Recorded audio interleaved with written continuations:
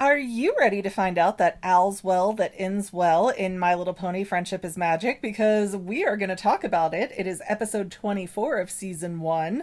Hi, you have McGann the Fangirl. And the Bagel Ghost. And this is an episode I actually remember. I don't know if they just played 400 episodes in a day and I only caught them here and there with you when you were younger, but I remember Aloysius. Aloysius is a cutely creepy little thing. Right? Aloysius is kind of creepy. So, okay, let's talk about this. We open the episode with a 100-year meteor shower celebration coming to Ponyville, and on the way out of the house, Spike is up on the ladder looking through the books, and he ends up accidentally sneeze burning something on astronomy, correct? Yeah, Astronomy's Guide to Something. Then we move over to the night festival. Pretty night scene. We don't get a ton of those in this show. I don't think we've really had one since Trixie. Oh yeah, no, we haven't. So it's nice to see how these animators deal with the night sky and everything. It's very pretty. Although Scootaloo is at this festival trying to be Rainbow Dash's sidecar, like attached at the hip. And Rainbow Dash is not very nice to Scootaloo, but Scootaloo is thirsty AF. She just wants validation. She doesn't get that at home. And people keep telling Spike, oh, you've done such a good job. And I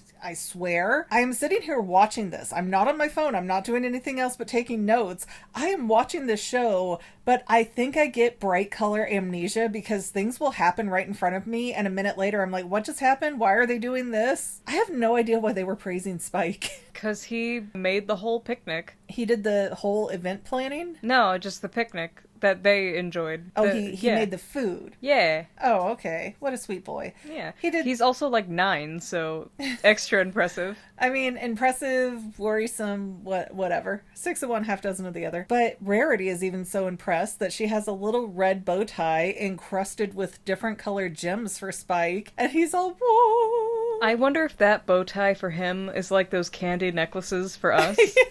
I was thinking about that because he's not wearing it later and he seems so excited to get it. So did he eat it? I want to think so. Anyways, after the festival, Twilight's in her, what would you call that, apartment house library? Yeah, she's in like the top part of her house. Yeah, and a scroll blows out the window, which I would also like to pause and comment because it's not often we get a shot that includes Twilight's bed. If she were to ever fall out of that bed at night, she's just gonna die. She's gonna fall so far down. Nuh-uh. Spike's bed's on the edge. Twilight's got pushed by the window. It feels like there is not even a full step between the bed and the window from what we were just shown. But I find it more funny that once the scroll blows away into the night, like into the woods or whatever, she's like, man, that'd be a job for Spike. Yeah, like, let me go wake up this poor little baby. Send him out into the unknown of the darkness. She just, like, watched it go. She didn't even try to use her magic. Right, she is so overpowered, and there's so many times where it's like, Twilight, use your horn. Just use your horn, baby. But instead of waking up Spike and sending him on a fool's errand to look for a scroll that he did not see disappear into the wind, by the time Twilight Sparkle really turns around, a random owl has brought the scroll back and has it all rolled up and placed neatly on one of the desks. And it's a little unsettling to me. Like, I'm not a fan of this owl. Do we ever see Aloysius again? Oh yeah, no, that's like her designated pet. I'm a little creeped out by that. But I don't remember him or her being this unsettling before because, yeah, the owl has beautiful eyelashes, so I think it's a girl. But what I find weird is that you can tell Twilight is so super duper sheltered because she hears this scratching at her window and opens it immediately. Doesn't even look around. Not like me. Somebody pulls up in the driveway behind me at night and I just freeze like a deer in headlights going, oh, this is how I die. But then it was your friends who chased you home. Yeah. But I'm kind of wondering, is the owl evil? And I'm assuming if the owl stays in the show, then it's not. It's just sort of like when Sailor Moon has Luna talking on the computer and you're like, oh, what's going on over here? Is this cat evil? It's just an owl. Aloysius doesn't do that much, and after season 4, we never see this owl again. Oh, went into owl-tirement. No, it's oh, wait, you haven't watched that far. I can't tell you. Oh, no. Oh, the owl doesn't die, does it? Oh, no. Silence isn't good. I cannot confirm or deny. Okay, then let's move on for now. So the next morning, Spike wakes up and he's all like, oh, I overslept. Okay, let me rush and do this for you and that for you. And what do you want for breakfast, Twilight? And this is the first time I'm really piecing it together all the way. Is Spike a slave? Because the pets are taken care of and the children are taken care of, but Spike has expectations. And Spike seems to be afraid of not meeting those expectations. Like, I don't want the whip. Twilight was brought up by Celestia, personally. I would be scared too. To the moon. I'm just very unclear on what Twilight and Spike's relationship is when Spike seems to be a servant. You know when you have your oldest child and they end up doing like more manual labor than any of your other children? I feel like it's like that. It depends. Your brother is 9. There's not much of anything he can do well. But he could at least feel bad about it. So it turns out Twilight has decided to keep the owl and has named it Aloysius, as I've already mentioned. And I've noticed something, that Spike is having a bit of a conniption fit through this whole episode and having a hard time trying to share the attention of Twilight. So, you know, he's jealous. He's having little kid reactions. That's fine. He's a little baby, maybe 9-year-old. But it feels like the animators really focused on his hands in this episode. It's like they turn into handsome Squidward. They're way too detailed. They gave him knuckles. Yeah, he's got knuckles and a bunch of lines going on, and they get really big and just not his normal cutesy rounded hands. Someone wanted to show off bad. It's just the first time they really focused on Spike, so they went all in hard. They felt bad for the baby. Then Twilight goes outside and she's showing the rest of the main 6 Aloysius, and Rarity's like, oh, it's such a charming owl. Here's a bow tie with gems on it, which of course sets off Spike because, hey, that was just my... Was it the same bow tie? Because it looked identical. I assume she has like a drawer of these. I did too, but we don't see Spike's again. And he is so upset about it. Maybe that is why it upset him. The weird thing is that they hear him mutter like, oh yeah, that's great. But they don't hear him so much closer and so much louder being like, oh man, Twilight's gonna replace me and I'm not gonna have a home anymore. Well, I have a problem with the bow tie because Aloysius, again, has these big, luscious eyelashes, but all the ponies seem to think that it's a boy. And I know that birds are really tricky and cloacas and such are not easy to gender identify, but I feel like the eyelashes are such a giveaway. Well, to be fair, you know the difference between most male and female birds. Color? Yeah, the male birds are usually a lot more flamboyant. But owls are pretty consistent. Yeah. Next, we see Twilight Sparkle working on writing something, and she breaks one of her quills, and Spike's already gotten upset because he's trying to rush and fetch her books, but Aloysius is flying to the shelves and getting them faster, and so it seems like Twilight is favoring Aloysius, and Spike is losing his mind about it. So Spike is like, I will get you this quill, Twilight, just don't worry, leave it to me. Even if it kills me, I'll get you this quill. Yeah, and so he goes off to a store called, Quills and Sofas? Yeah. And they're all out of quills till Monday. Sorry. Like, you sell 2 things. You need a sofa? This is the charming bit of this show that I just love, because what a silly little thing, but how perfectly fitting as well. This isn't even a one-off store. This store comes back so many times. Oh, I love that. I don't remember it, but I love that. Then Spike goes to Pinkie Pie looking for a quill, and she has everything starting with a Q except a quill, including a quesadilla. And a quiche. And a quiche. And Spike then goes to hunt a chicken to try and get a feather that way, but that doesn't work out either. The chicken beats him up. And then I had another amnesia moment where the bright flashing colors just make my brain shut off or something, because all of a sudden Twilight Sparkle was yelling at Spike, hey, my book wasn't missing, it's all burnt up. How could you, you lying dragon? She was so close to saying one of them dragon slurs. So, okay, walk me through it where my brain blanked out here. What happened? So, Spike came toddling back, like on fire or something weird, and with his tiny little, like this tiny little chicken feather, and he's like, I got it for you, Mom! And Twilight's like, oh, don't worry, you don't matter. This owl got it for me beforehand. Seriously, the owl's right there. Why couldn't they just, like, pluck one right there? Yeah, no, the owl gave her one of his feathers. Yeah, that's what I mean. Spike went on this wild chase. He could have just, like, ripped the feather off of Owlicious. He didn't want that point to go to Owlicious for being useful. And so he gets so upset that he passes out on the stairs, and then Twilight hits him in the face with a book.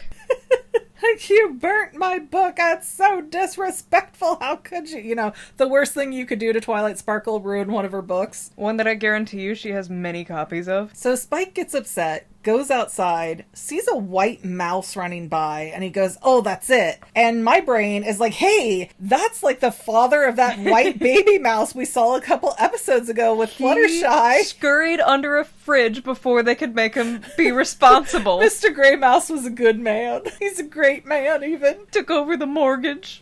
And out of nowhere, we cut back over to Spike, and he's in one of the villainous, twisty handlebar mustaches with the top hat and the cape. Like, that's how you know you're on the right side, is when you dress like Evil McEvilton. Yeah, when you start to look like Snively Whiplash.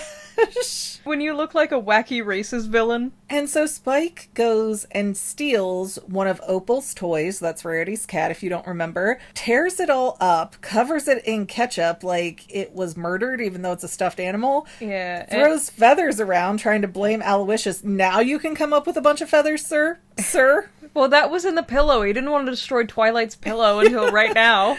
Until right now. And then Spike gets caught. And Twilight is so angry with him that Spike ends up running away. He finds a cave of gems, which, yum yum, dinner time, great. Now he's a nice little fat Spike that can't run away when a big talking green dragon shows up. And, okay, it's just the red dragon from Dragon Shy, but yeah, colored. But green. Yeah. Did the red dragon in Dragonshy speak? Because I thought he did not. And maybe I blinked it out again. All dragons speak. Bright colors dancing in front of me, apparently my weakness in my brain. But baby stimulation. Yes, I'm having a baby Einstein moment here. Oh, my tism is just setting off. So Spike is running from the big green dragon. He's getting super scared when Aloysius flies in, saves the day, acts as Twilight's night eyes when she can't see to run them out of there in the dark. The dragon really does not pursue them at all, though. He gives up on this journey very quickly. I mean, would you punch a baby for stealing a lollipop out of your bag? It depends. Dragons are jerks by the context I've always gotten. Wow, that is so racist in this world. Anyways, Twilight and Spike kind of have it out, and, you know, I love you, let's make up, kiss, kiss, hug, hug, fall in love. I know Tara Strong is a very talented woman who's been doing this for years, so I know, after every 2 words, she just goes, it's so unpleasant and obnoxious. She, like, it's like that one intro in Fairy Tale where you could hear the woman, like, gasping so hard her lungs exploded or something. They wouldn't pay for a second take. She had to get it in the mouth flaps in one try. You take one big breath. Everybody knows that. But they all make up. They go home. Aloysius is still hanging out in the background. And Spike is the one who writes a letter to Princess Celestia this time, talking about his jealousy and lying and how that didn't get him anywhere. But then he falls asleep in the middle of doing it, so I don't know if there's an actual moral to this. I promise and then tapped out. Yeah, it's a man's promise. Like the white mouse. Like Kyo in Fruits Basket when he's like, it's a man's promise. I'll bring her back to you safe. And then he didn't. He did his best. He's a little baby. And Yuki beat him to it. And we're talking about something a lot of these listeners are going to have no context for, even though most of you probably aren't listening right now. If you're still listening right now, prove it with some emoji comment. I don't know, find me a pony or a rainbow or something. Guys, send us a scam website. No, don't. You'll get us flagged.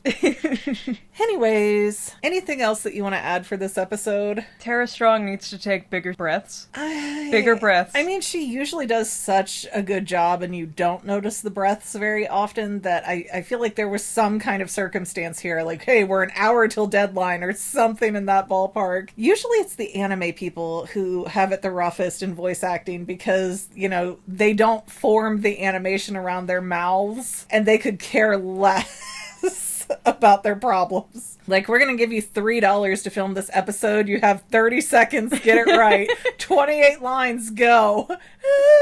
We anime voice actors have it terrible. To be fair, it's mostly just pre-recorded, like, gasps and like, oh. You think it's pre-recorded. They make them do it every time, but they don't pay them extra. Although a lot of these anime voice actors started off by answering newspaper ads. No. No, I'm not joking. Monica Rial that does Froakie, is that right? From My Hero? Frokie's a Pokemon. No, okay.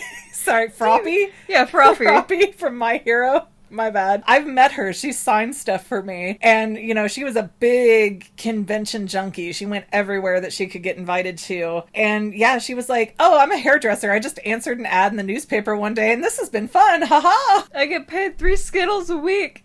It wasn't enough that she could quit her hairdresser job, I'll tell you that. But, you know, she got really into it and people liked her, so it worked out. Anyways, this has nothing to do with My Little Pony. I have nothing else to add on this myself. So I will kindly remind you to not forget to like, subscribe, comment, and or share. That is free for you and super helpful for us. We also have paid channel memberships, also super duper duper helpful for us. Cutie mark, 10% Stop. guaranteed. I can't guarantee these. I'm gonna make you start drawing on Post-its and sending them. You notice how the percent keeps going down every time I say it? And we will see you next time in the episode called Party for One, which I don't remember this episode. I don't know if I've seen it before. You probably have, but you needed to block it subconsciously. What? Is it sad? Is it demonic? What's going on?